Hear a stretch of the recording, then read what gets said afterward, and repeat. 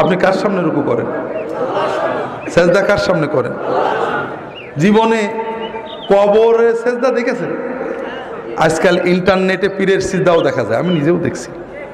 দেখেন, পীরের সামনে যখন সেজদা করে খটাস করে মেরে উঠে পড়ে নাকি? কবরে যে যখন সেজদা করে খটাস করে মেরে উঠে পড়ে নাকি? প্রতিমার সামনে সেজদা দেখেননি?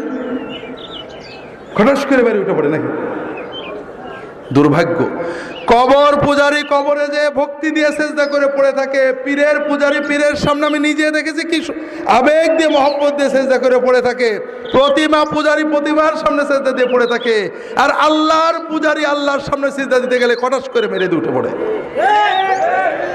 এই ঈমান ভাইরা, আমি তো নামাজ পড়ছি সেজদাটা করার জন্যই, যে আমার মাবুদকে সেজদা করব, আমার মনের কথা বলবো। কিছু না পারি, আরবি এক হরফ না পারি,